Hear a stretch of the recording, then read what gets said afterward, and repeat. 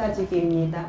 오늘 조혜진 작가님 여름밤 해변의 무무시 북토크 와주셔서 너무 감사드리고요. 작가님이 제일 먼저 오셨어요.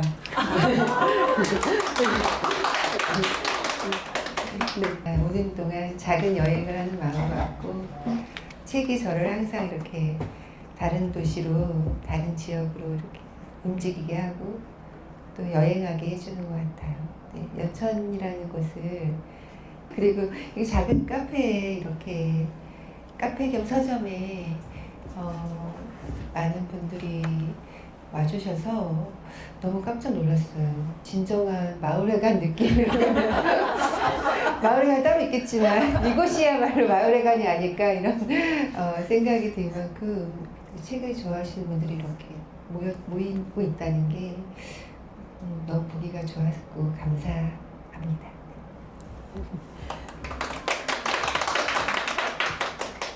오늘 저희가 이제 여름밤 해변의 무무시란 책으로 만났는데 사실 조혜진 작가님은 저한테는 되게 특별한 작가님이거든요. 그래서 제가 좀 힘들 때 작가님의 책을 읽으면서 다시 한번 힘을 내봐야겠다, 살아봐야겠다 하는 생각을 되게 많이 했어요. 좋은 친구를 만나게 해주신 작가님이기도 하고 그래서 저한테는 되게 특별한 네. 제가 오히려 힘이 나고 너무 행복합니다. 감사합니다.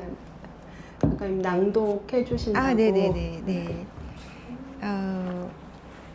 오면서 어디를 낭독할까 생각하다가 106페이지가 떠올랐어요. 무무 씨를 다시 만난다면 나는 말하고 싶었다. 당신이 떠난 뒤 해변이 더 좋아졌다고. 왜냐하면 해변은 바다의 입구이고 바닷속엔 그 끝을 알 수 없는 깊은 심연이 있으니까. 누구라도 해변을 통해 완전한 절멸이 가능한 심연까지 도달할 수 있을 테니까. 그리고 그 심연에 당신이 있으니까. 소설을 쓸 때는 사실 시작할 때는 하나의 장면에서 시작을 하지만 여기서는 이제 빨래방에 있는 연인을 생각했고 이 부분은 사실 초고에는 없었고 퇴고하면서 넣은 부분인데 제가 그 국립중앙박물관에 갔다가 사회방, 유명한 사회방에도 갔는데 들어가는 입구에 순환과 등대라는 제목의 영상이 있어요. 그래서 그 파도가 계속 밀려오는 영상인데 그 영상을 보고 그 떠올린 문장이었거든요. 그래서 이 문장을 쓰면서 이제 그 은희의 입장에서 이 문장을 새롭게, 그러니까 바다를 새롭게 해석을 해보려고 했던 그 장면이어서 한번 읽어드리고 싶었습니다. 이 책이 뒤에 작가님이 쓰시기도 했지만 이제 빛의 호의의 확장판이 빛과 멜로디가 된 것처럼 이 책도 단편이 장편이 된 건데 그렇게 어떤 새로운 장편이 아닌 기존에 쓰셨던 단편을 장편으로 확장하는 작업에 작가님이 어떤 의미라던가 또 그렇게 선택하신 이유에 대해서 한 번은 여쭙고 싶었거든요. 네네네. 맞아요. 제가 단편을 장편으로 혹은 중편으로 확장한 경험이 많이 있어요. 문주라는 단편도 단순한 진심이 되었고, 빛의 호의가 끝난 단편 소설에서는 이제 악기상점 쇼윈도 앞에서 끝나는 그 장면에서 7년 후부터 여러 인물들이 확장되는 장편을 빛과 멜로디를 쓴 적이 있고, 또 사실 완벽한 생이라는 중편도 단편이 먼저 있었어요. 이 소설도 그 2년 전쯤에 리터의 실은 여름밤 해변에서 우리라는 단편이 있었는데 그 단편을 확장한 게 여름밤 해변의 무무시가 된 거죠. 단편을 중편이나 장편으로 확장하는 계기는 대부분 인물이었던 것 같아요. 문주라는 인물에서도 복희 식당 할머니가 자세히 그 복희식당 할머니 역사까지는 잘 안 나오는데 그 할머니 역사가 궁금했고 그래서 장편으로 쓰게 되었고 완벽한 생에도 미정이란 인물이 조금은 주변 인물인데 미정이란 인물이 더 알고 싶어서 저도 공부하고 싶어서 이제 그러면서 제주 활동가의 어떤 그리고 아버지의 베트남 전쟁 이런 참전 이런 얘기까지 확장하게 되었죠. 그리고 빛의 호의는 이제 그 당시에 전쟁을 반대하는 그런 의미의 소설을 쓰고 싶었는데 전쟁이 너무 많이 일어났어 주변에. 그래서 그러면서 결국 사람을 살리는 일이 가장 위대하다.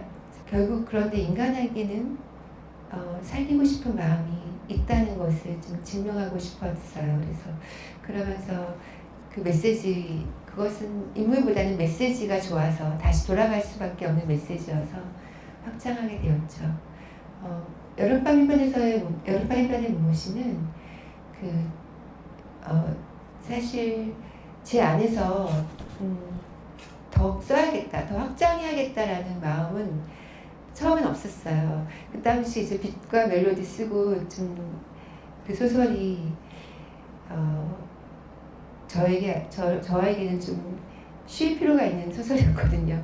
거기 나온 여러 인물들이 사실 좀 전쟁 후유증이나 트라우마로 아픈 인물이 많아서 좀 배우도 연기를 아픈 사람을 하면은 시간이 필요하다고 하잖아요. 작가도 비슷한 것 같아요. 저에게도 좀 시간이 필요할 때여서 새롭게 뭔가 긴 소설을 쓰는 마음은 없던 때였어요.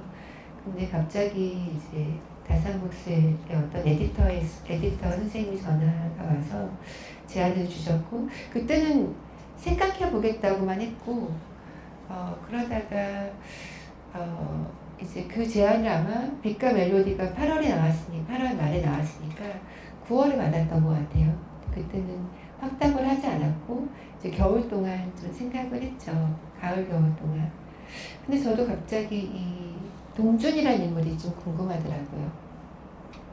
그리고 함수연도 좀 더 쓰고 싶고 그러면서 그 사이에 이제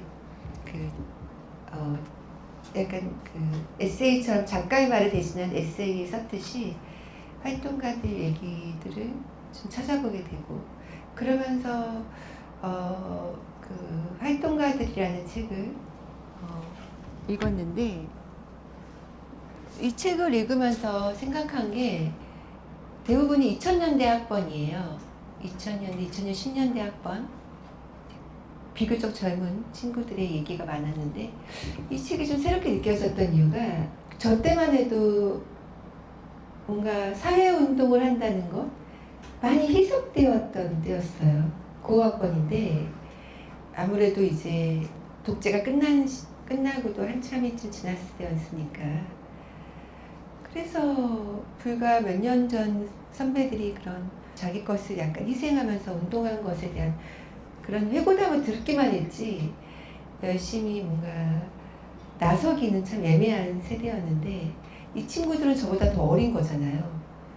더 경쟁 시대에, 더 신자유주의 시대에 이런 선택을 했다는 게 너무나 새롭게 느껴지더라고요. 대단하고 그 어떤 사명감, 동료 시민으로서 좀 존경심이 생겼고 그래서 동준을 통해서 좀 표현하고 싶었어요. 그러면서 좀 중편으로 써도 되겠다 이제는 이런 마음으로 쓰기 시작했고 고민하면서 준비하면서 조금씩 시작했던 것 같아요.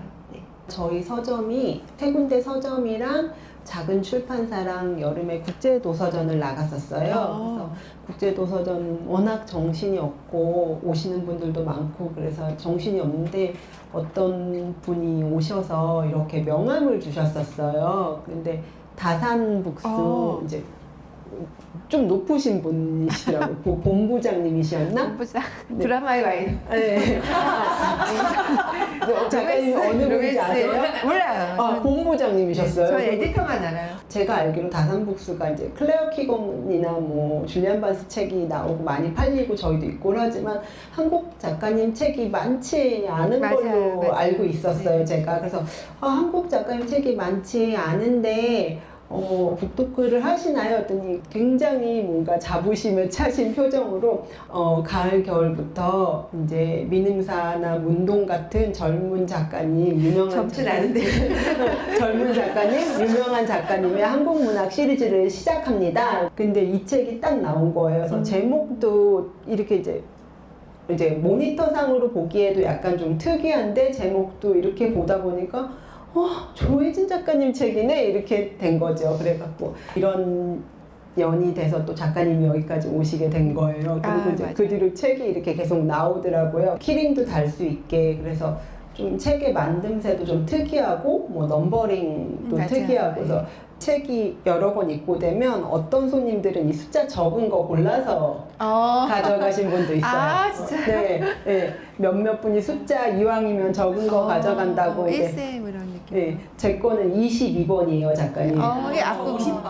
이런 부분에 또 끌리는 분들도 있더라고요. 그래서 요런 만듦새나 요런 어떤 처음에 에디터님한테 들었을 때 요런 느낌으로 책이 나온다고 들으셨을 땐 좀 어떠셨는지.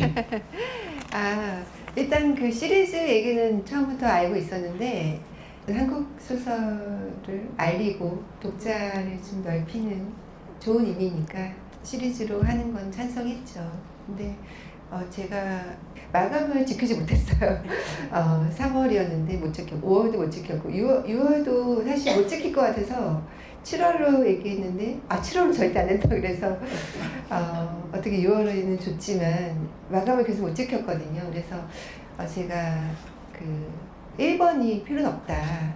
먼저 들어온 원고를 먼저 내라고 얘기했는데 나중에 들어보니까 저랑 같이 낸 두 박민정, 송지연 작가님도 늦게 주셨더라고요.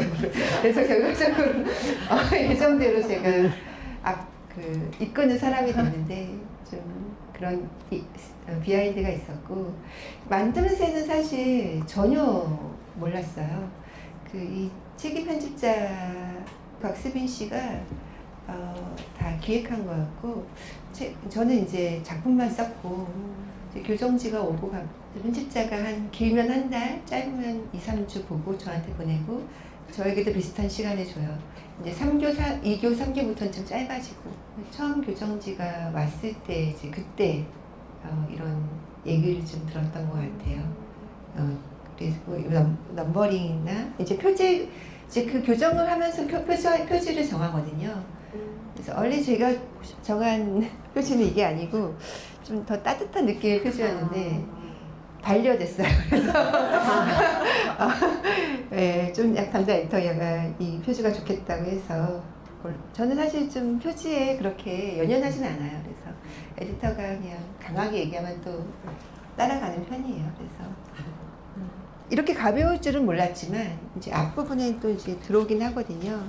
그래서 일단 그 독자 읽은이를 쓴 게 너무 좋았고 저는 그리고 읽은이 이름을 쓸 수 있고 좀 저한테도 처음 하는 해보는 경험이어서 좀 신선했어요. 넘버링 이런 것도 키링 이런 키링인지도 몰랐어요. 이거 뭔가 잘못된다. 이거 좀 가볍고 굉장히 가벼워요. 하드커버가 아니고 이렇게 PVC라고 하더라고요. 그래서 저도 좀 근데 요 이후로 요렇게 나오는 책들이 좀 있어요. 이거 아마 네, 그래서 좋으니까. 네, 그래서 요즘 젊은 분들은 이제 작가님 책이라서 좋아하는 것도 있고 가방에 이제 넣고 다니고 하기가 너무 좋다. 또 예쁘다고 또 많이 가져가더라고요. 그래서 그러니까 책이라는 게 물론 상품이나 물질의 형태를 갖고 있지만 내비 받침대도 아니고 읽어야 내게 되는 거잖아요. 사실 그냥 바로 사용할 수 있는 건 아무 쓸모가 없고 그냥 정말 이걸 다 읽어야지 그제야 내게 되는 그래서 사실 저도 맘드는 사실 중요하진 않다고 생각했는데 막상 보니까 가볍고 예쁘고 그리고 어쨌든 제가 여러 번 말했지만 소설은 작가가 마침표를 찍었을 때 완성이 되지만 그거는 첫 번째 완성인 것 같아요. 독자분들이 마음으로 읽어주실 때 그때 또 완성되는 것 같거든요. 근데 그렇게 완성이 되어야 되는 그런 또 장르잖아요. 그러니까 외관을 보고 사도 저는 사든 뭐 빌려보든 저는 그것도 좋은 것 같아요. 어쨌든 가져가서 내 것으로 만든다면 그거는 저는 긍정적으로 생각했습니다. 작가님, 제가 오시는 작가님들한테 항상 여쭤보는 질문 중에 하나가 이제 제목을 당연히 저는 이제 작가님들이 직접 지으신다고 생각했는데 북토크를 참여하고 뭐 진행하다 보니까 책 제목을 이제 편집자분들이 짓는 경우도 되게 많더라고요. 네, 그래서 이 책은 이 여름밤 해변의 무무씨라는 제목은 작가님이 지으셨는지.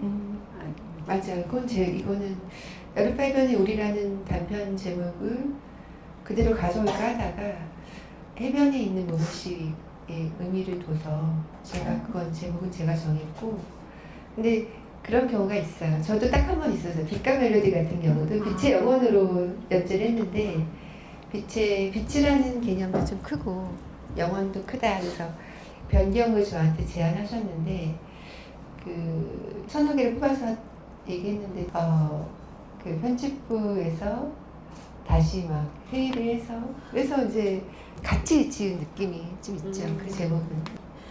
모모 씨는 읽는 동안 당연히 실명이 거론된 문장이 있음에도 모모라는 이름 자체가 하나의 어떤 이미지화 돼갖고 그렇게 독자들한테 다가가는 지점이 있어서 이 질문을 드려보고 싶었고, 이 모모 씨를 얘기할 때 표지부터 빨래방을 제외하고는 이 책을 얘기할 수가 없잖아요. 그래서 어찌 보면 좀 애틋하고 서글픈 연인들이 갈 수 있는 장소로 빨래방을 생각하시고 선택하신 이유가 있는지.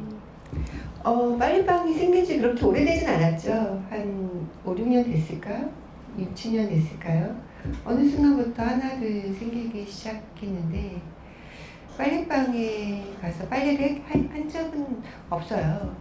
근데 거기에 앉아 있은 적은 많았어요. 저는 산책을 여기 책에도 썼지만 매일 하는데 빨래방에 그냥 일 없이 들어가서 앉아 있었던 적은 많았고, 네, 그러면서 거기서 이제 파도 소리를 연상하기도 했던 거죠. 네. 뭔가 규칙적으로 들려서 제가 소설을 쓸 때 대부분의 소설이 어떤 장면 속의 인물일 때가 많아요. 로기완을 만났다도 브리쉬의 거리를 걷는 로기완이었고 그냥 로기완이 아니라 그 거리에 있는 로기완이었고 여름을 지나가다도 그 빈 가구점에 있는 그냥 그 어떤 여성 인물이 아니라 그 가구점에 있는 사람이어야 됐고 빛의 후예도 어른들의 보호를 받을 수 없는 굉장히 열악한 창문도 없고 화장실도 없는 그런 방에 버려지다시피 한 그 방 속의 소녀여야 했고 그 여름밤 해변의 무무씨도 처음에는 그렇게 그 장면에서 시작을 했던 거죠. 그 장면을 생각할 때는 그냥 그 공간 속에 있는 어떤 인물의 이미지지 그 인물의 뭐 나이, 직업 이런 거는 없어요. 그러면 하지만 그때의 고민들 가난한 연인이면 좋겠다. 뭔가 투병 제가 왜냐면은 어느 순간 저도 사람을 좀 힘들게 하고 귀찮게 하는 병들이 하나둘 생기고 주변에도 친구들도 항암치료 받는 친구들이 생기고 이러면서 그때 고민들이 그 인물에 투사되죠. 하나씩 그렇게 만들어지는 경우가 많거든요. 근데 처음 시작할 때는 그 공간 속의 인물이에요. 그래서 이 소설도 그 일 없이 빨래방에 갔다가 여기에 있는 누군가를 생각하면서 시작했던 것 같아요. 그래서 어떻게 보면 굉장히 도시적인데 또 어떻게 보면은 진짜 부자 동네에 있을 필요가 없는 또 그런 곳이기도 하고 그래서 그 공간이 참 애국적이었죠 그때는. 네. 그래서 그렇게 시작하게 되었습니다. 근데 근데 소설을 쓰면서 아까도 말했던 그 해변 장면도 그렇고 하나둘 이제 생겨요. 이제 고양이들도 가지를 치면서 고양이들도 등장하게 되고, 예, 해변도 등장하게 되고, 활동가 얘기도 등장하게 되고 이렇게 점점 가지를 쳐가는 얘기인데. 고양이 묘사할 때 고양이들을 키우면서 귀여움 빼고는 귀여움 빼고는 가까스 한다고 생각을 해본 적이 없는데 이번에 묘사하면서 아주 어떻게 가까스 하는구나 내가. 작중의 고양이와 작가님의 고양이 아니 비슷하게 묘사하신 거예요? 오모리와 그 양평이한테 나눠서 들어갔죠. 오모리는 이제 아무래도 하얀 고양이가 많이 들어갔고 그러다가 이제 하얀 고양이 떠나고 삼색이가 왔는데 삼색이가 오니까 단심이가 너무 세치한 고양이.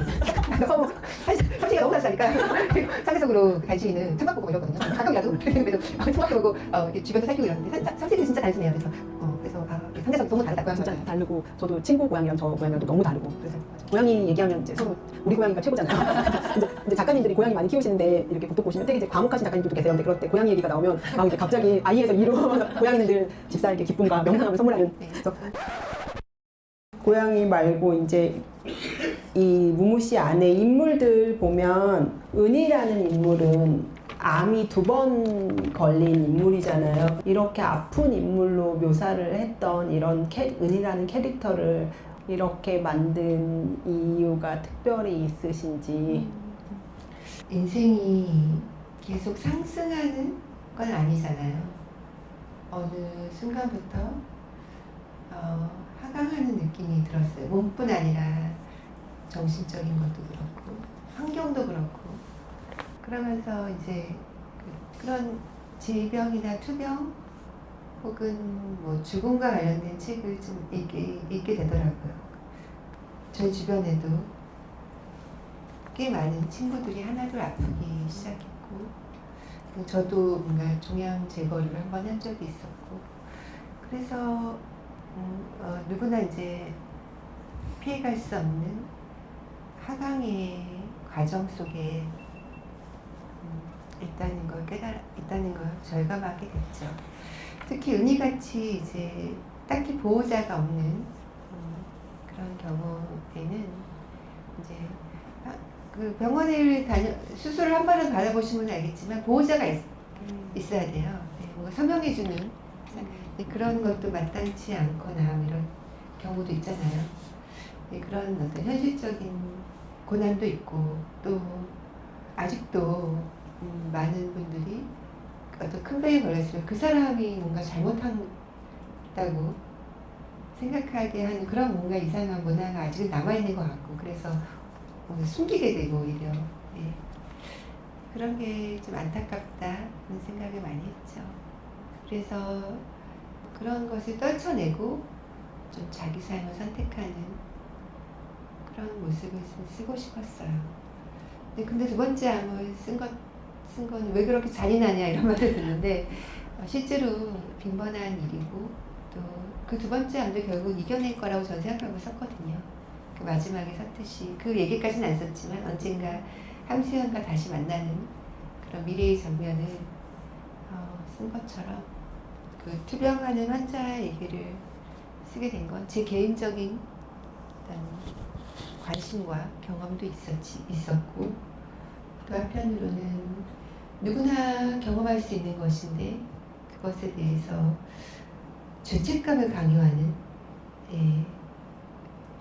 나도 모르게 그러진 않았나 이런 걸 되돌아보면 좋겠다는 마음도 있었던 것 같아요. 제 친구도 떠난 친구가 한 명 있는데 정말 건강하고 자기 삶에 충실한 친구였어요. 그런데 좀 관리 못한 사람이다 이런 관리도 못하면 또 어때?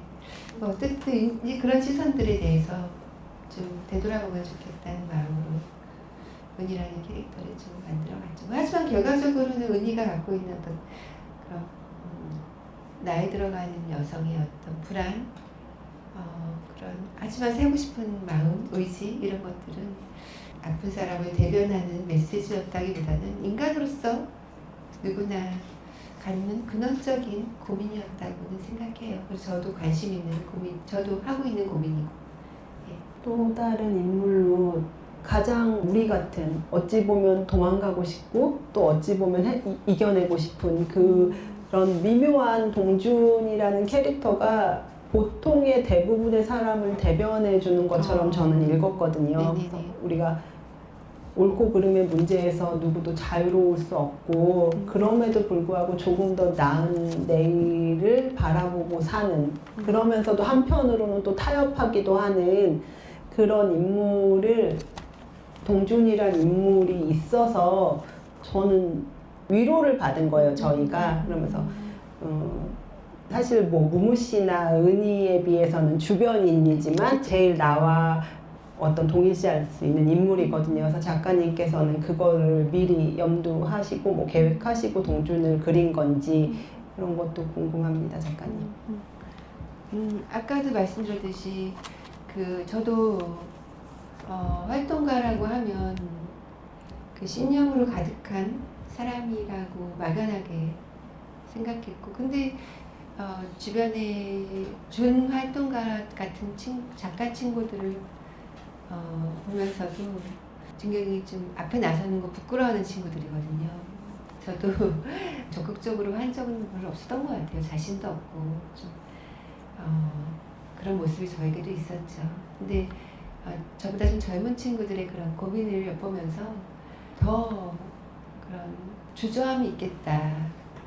덜 갖고자 이곳에 왔지만, 덜 갖는 것에 부끄러움을 얻고 싶어서 왔지만, 그러나 이것을 가만두지 않는 그런 시대가 됐잖아요. 그래서 그런 고민을 더 많이 하겠다.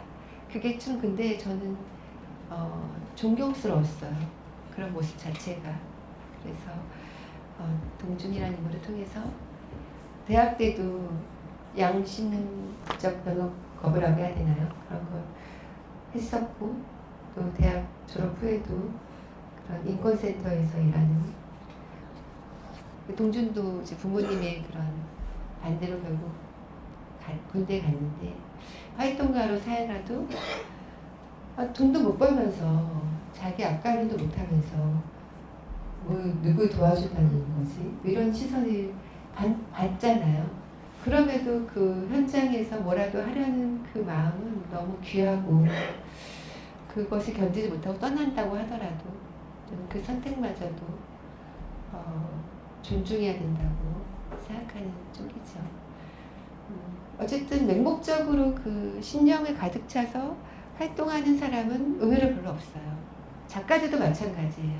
작가는 신념으로 가는 과정에 있는 사람인 것 같아요. 예. 못 갈 수도 있다고 저는 생각해요. 근데 어쨌든 그 과정이 있다는 게 중요하다고 생각해요. 아까 말했던 그분, 지인분도 그 과정 안에 있고, 그건 너무나 귀한 분이라는 의미라고 생각해요. 작가님, 은희와 무무 씨, 뭐 동준이나 수연 중에서 작가님이 특히나 애정을 두고 바라보는 인물이 4명 중에 있다면 4명 중에 나이로는 은희가 제일 많은데 네. 하지만 제가 소설 속에 쓴 중심 인물, 여성 인물이 좀 많았죠. 중심 인물, 로기환의 김 작가도 그렇고, 빛의 우이나 빛과 멜로디의 권은도 그렇고, 예, 그리고 이번에 은희도 그렇고, 저보다는 사실 용감해요. 뭔가 타인을 이해하고 싶어서 그것이 성공하지 못할지라도 일단 도전해보는 사람들이거든요. 예, 그런 면에서는 저의 조각들이 들어가지만 저 자신보다는 용감하고 좀 더 이상적인 경우가 좀 많았던 것 같아요. 은희라는 인물이 제 공감이 되지만 저보다는 괜찮은 사람인 것 같고, 예. 그 외에도 다 조금씩은 저의 조각들이 다 들어가죠. 예. 그 무무 씨가 생각하는 그 절대적인 존재를 믿고 싶지만 조개 껍데기를 다 다르게 설계한 그러나 너무 쉬운 투항이 될까봐 또 두려워하는 그런 모습은 또 저의 모습이기도 하고, 수연의 모습도 저의 부분이 들어가죠. 예. 조금 더 좋은 환경에서 살고 싶고 마음도 이해할 수 있고, 예. 또 동준에게도 저의 부분이 들어갔던 것, 저의 일부가 다 조금씩 들어갔죠. 예. 그 인물은 자체는 허구지만 저와는 다른 성별일 때도 있고 다른 나이일 때도 있고, 그렇지만 저의 부분 일부가 들어가는 경우가, 모든 인물은 사실 조금씩 들어가는 것 같아요. 예. 그래서 누가 더 애정이 있는지는 모르겠지만 은이라는 인물이 그래도 저랑 좀 가장 그래도 나이나 다 비슷하지만 저보다는 괜찮은 사람이다, 이 정도. 이건. 은희가 끝내 그 무무 씨와의 관계를 오픈하지 못했던 맞아, 그런 것도 것에 저랑 비슷하죠. 그런 면이 네. 있죠, 다. 저는 그게 마음이 아프면서도 너무 이해가 가는 맞아요. 지점인 거예요. 그래서 그것이 나의 수치는 아니더라도 남에게 알리고 싶지 않은 부분들이 있잖아요. 맞아요. 근데 이제 그 대상이 내가 사랑하는 사람이었을 때 거기서 오는 그 아픔과 힘듦은 어떤 것일까? 이게 참 아프면서도, 아까 동준도 우리와 같은 모습이지만 저는 은희의 마음도 또 어렴풋이 이해는 되거든요. 그래서 작가님의 작품 속의 인물들이 다 아프고 조금 어렵고 이런 인물들을 그리시잖아요. 근데 그 가운데서도 결국 마지막에는 작은, 또 때로는 큰 희망을 보여주셔서 작가님의 작품에 위로를 받지만 그 시작점에서는 늘 어려운 인물들을 바라보게 되신 계기가 있는지 그것도 좀 궁금해요. 책을 좋아하는 시점부터 특히나 소설을 좋아하게 된 것은 한 번도 생각해보지 않았던 사람들의 얘기를 알게 돼서 좋았고, 근데 그것을 그냥 이 사람은 무슨 업적이 있다, 무슨 일을 했다, 몇 년부터 몇 년까지 어디에서 일했다, 언제 결혼했다, 이런 게 아니라 그 인물이 어떤 장면 속에서 어떤 사건을 겪고 어떤 변화를 겪었는지를 상상하게 하는 것, 그 얼굴을 그려볼 수 있게 하는 것이 너무 좋았어요. 그래서 자연스럽게 저도 소설을 쓰고 싶다는 마음까지 이어졌는데, 그때부터 소설이 스치듯 봐서 잊어버릴 수 있고 못 볼 수도 있는 사람들이 얼굴을 복원하게 해주는구나, 이런 게 그게 소설이구나라는 생각을 많이 하게 됐죠. 그래서 자연스럽게 소설을 쓰면서 난민 신청을 하는 탈북인, 입양인, 분쟁 지역에 가 있는 사진 작가, 그런 인물들을 찾아가게 되었죠.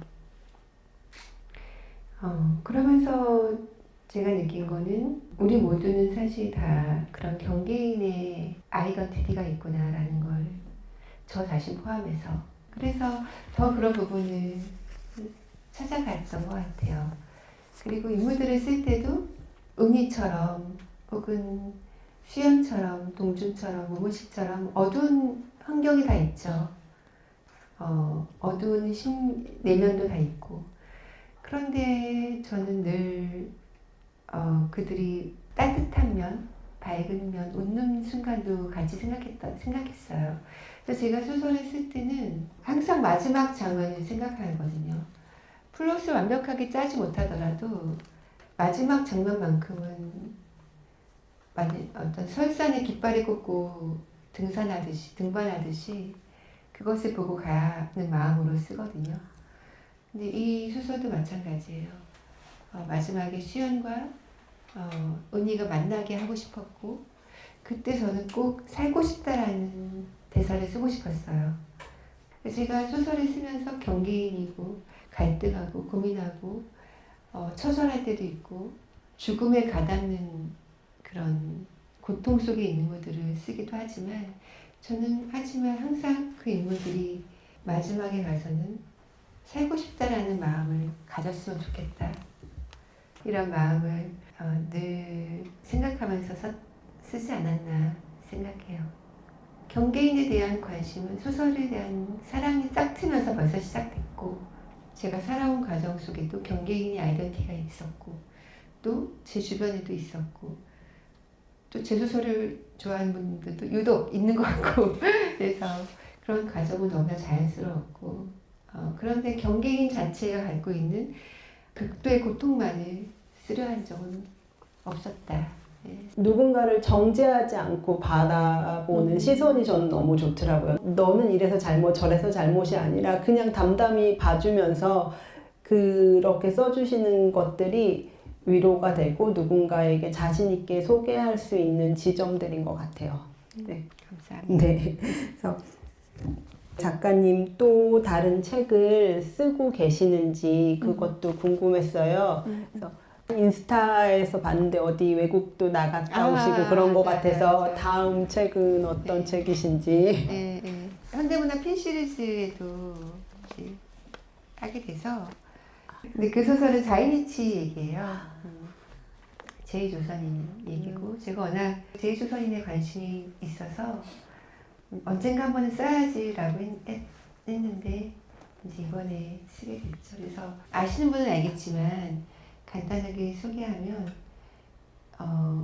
일제시대 주로 건너간, 근데 보통은 의지와 상관없이 강제징용, 강제징집으로 일본으로 많이 건너갔고,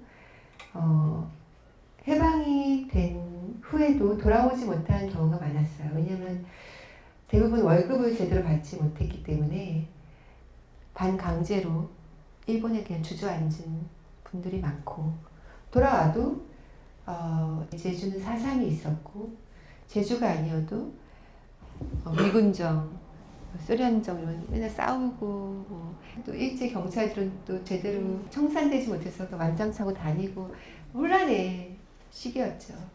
그러니까 돌아와도 내가 생각했던 조국이 아니니까 다시 돌아가고,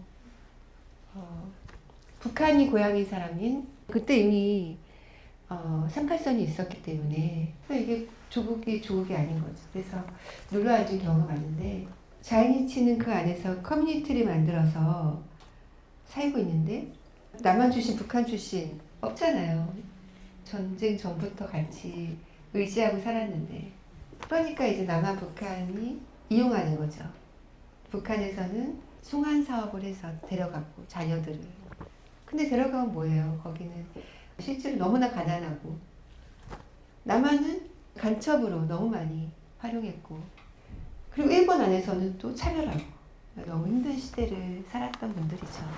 이 나라가 물론 전쟁 후에는 너무 극빈 국가였지만 80년대 90년대 초중반까지도 해외 입양 1위라는 게 말이 되냐고요. 이상하잖아요.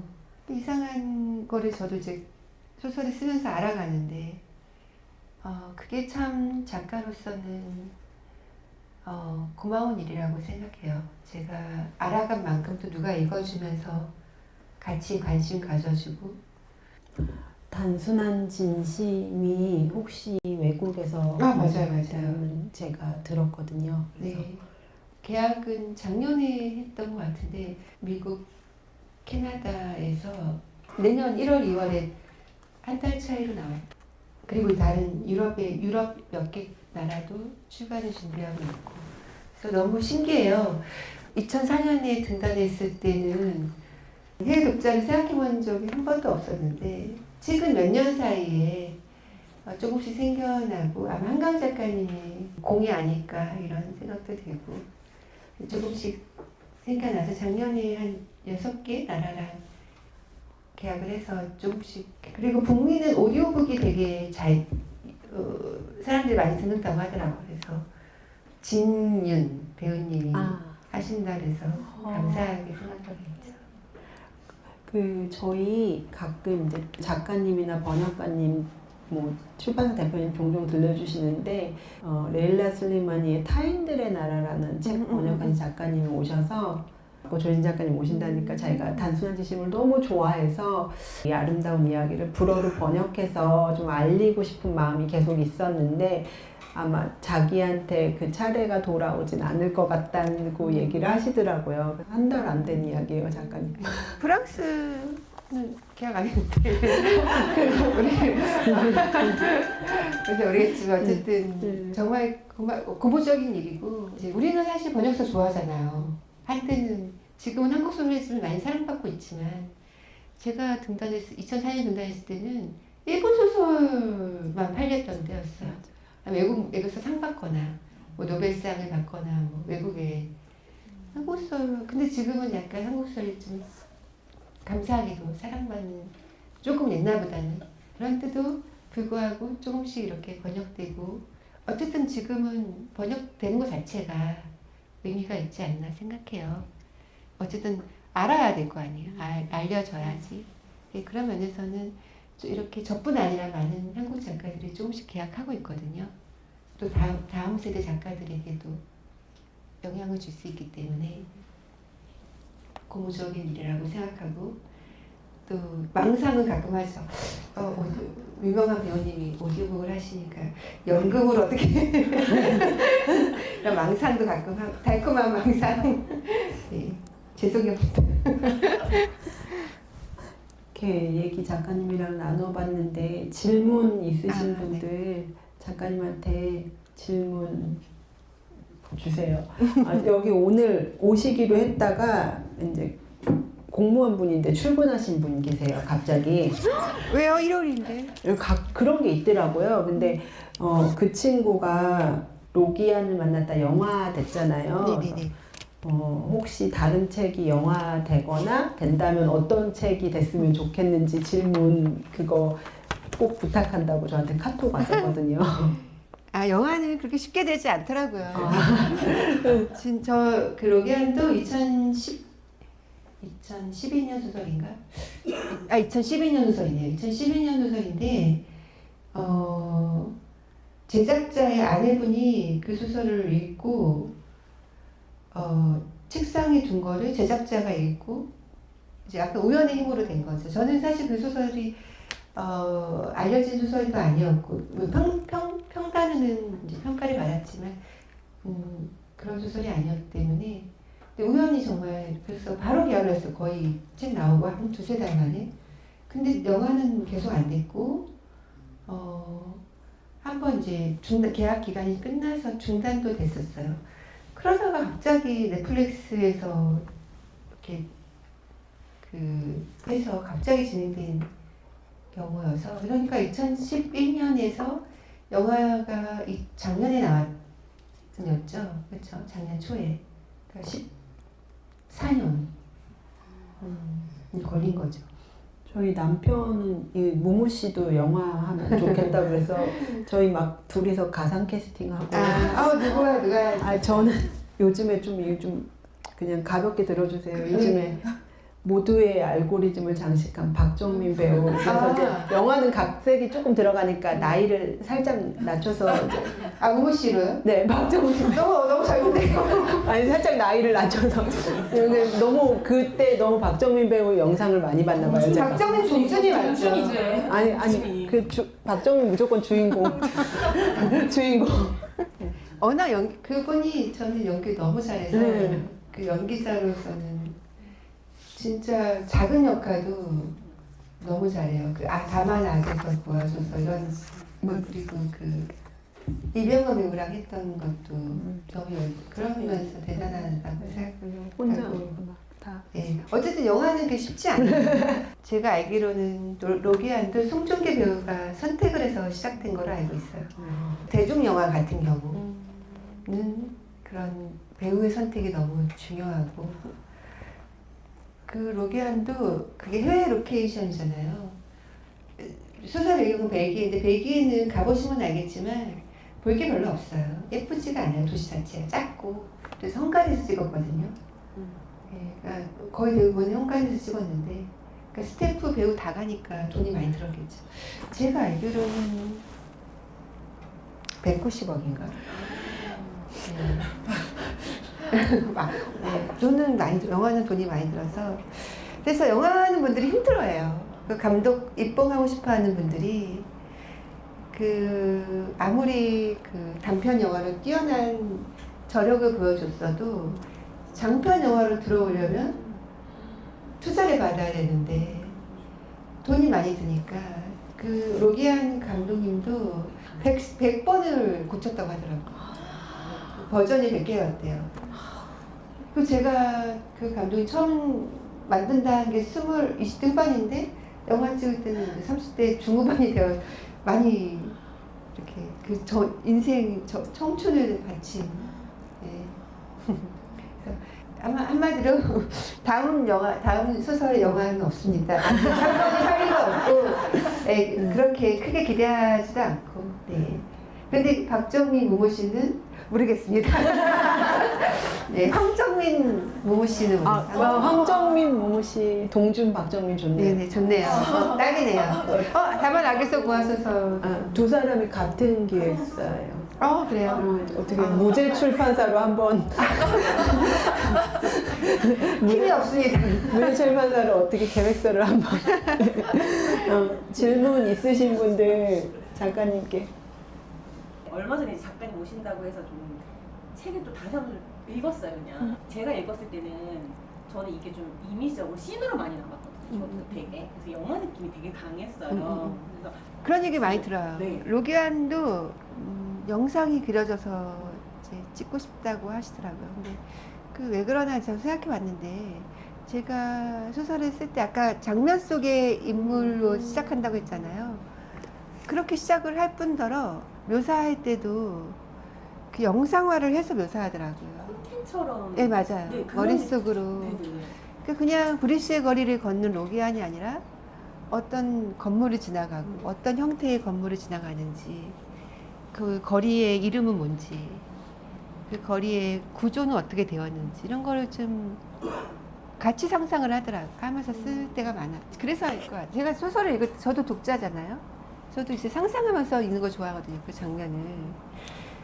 그래서 제가 그런 거 좋아하기 때문에 쓸 때도 그냥 그렇게 자연스럽게 되었어요. 그래서 뭐 문주도 33년, 32년 만에 서울에 오는데 문주 입장에서의 서울이잖아요.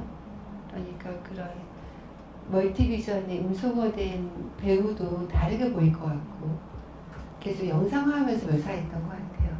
이거 여름밤 해변의 무엇이도 그 빨래방을 그리면서 묘사 계속 했는데 제가 그렇게 썼으니까 읽는 분도 그렇게 느끼지 않았을까 생각합니다.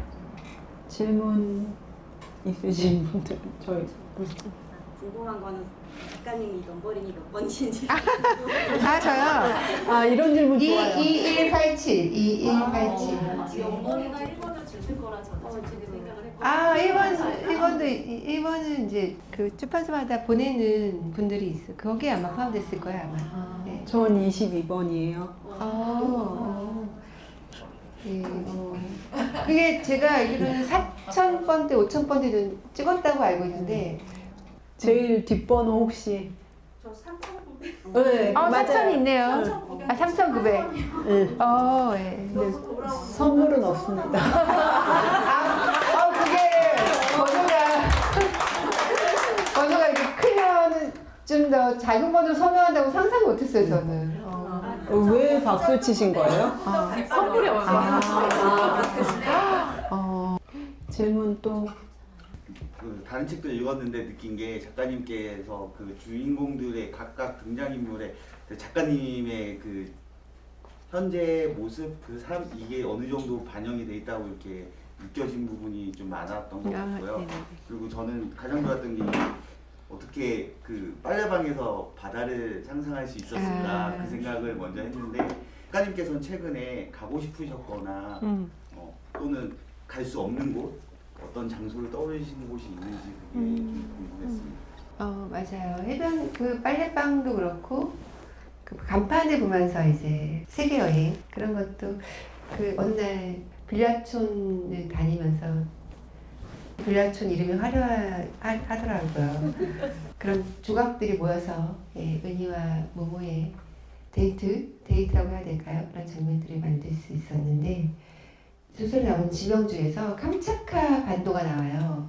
이거는 저도 처음 이제 그 지명을 우연히 보고 이제 소설에 가져왔는데 화산 지역이고 최근에 그렇죠. 올해 지진도 크게 났죠.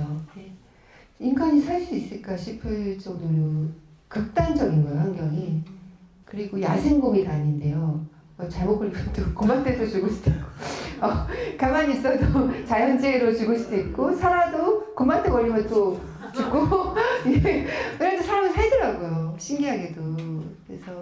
그래서 궁금하긴 했어요. 예. 가서 못 돌아올 수도 있지만. 그리고 빛가마라도 했을 때는 많은 분쟁 지역이 나오죠. 시리아, 팔레스타인, 가자, 우크라이나, 레바논, 아프가니스탄, 이라크. 우리는 다 갈 수 없는 곳이에요. 그러니까 어떤 기자나 의료 봉사자나 다큐 영상가나 이런 분들이 책을 읽으면서 썼기 때문에 약간 부채감을 갖고 쓰긴 했던 기억이 나요. 그래서 살아있는 동안에 한 번 정도는 어느 난민촌에 꼭 한 번은 가고 싶다는 마음은 있어요. 그래서 빨리라도 하고 뭐라도 하지 않을까 하는데 글쎄 도움이 될까 싶어요. 근데 지금 상태로는 그런 마음은 있죠. 네. 여태까지 작가님 책을 많이 읽어보지는 못했지만 너무 슬프고 아픈데 너무 따뜻하고 정말 희망이 보여요. 지금까지 써오신 그런 느낌과 책 이런 거랑은 좀 더 다른 느낌의 다른 장르의 책을 혹시 생각해 보신 적은 있는지? 격정 멜로 이런 거. 격정 멜로 이런 거. 솔직히 말하면 지금 당장 마감도 힘들기 때문에 5년 후, 10년 후까지는 생각을 못하고 있고요. 근데 제가 신기하게도 소설을 쓰다 보는 시간이 길어지니까 소설이 변하더라고요. 33대, 33살, 4살에 쓴 소설집은 내가 이렇게 오히려 젊었을 때 더 어둡고 시니컬했구나라는 거를 느꼈어요. 그래서 개성편을 내지 말고 포기할까도 했어요. 너무 제가 힘들어서 그거를 다시 읽는 게. 로기하는 계기로 제가 소설을 변했던 것 같아요. 점점 소설을 쓰면서 만난 이유를 쓰게 되더라고요. 변하고 또 인물의 나이도 많아지더라고요, 점점. 그것도 좀 변하는. 그래서 소설이 변하는 것 같아요. 예. 제가 이제 변한 건 맞아요. 그리고 아마 또 변하지 않을까. 예.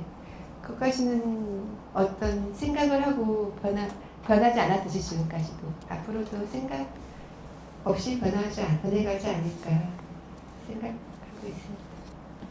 겨울을 지나가다라는 작가님 책 저기 있는데 거기 보면 김홍비 작가님이 추천사를 어떻게 쓰셨냐면 조혜진의 소설을 읽는다는 건 언젠가 크게 발을 헛디뎌 무너져 내렸을 때 스스로 일으켜 세울 힘을 비축해두는 일이다 이렇게 쓰셨어요.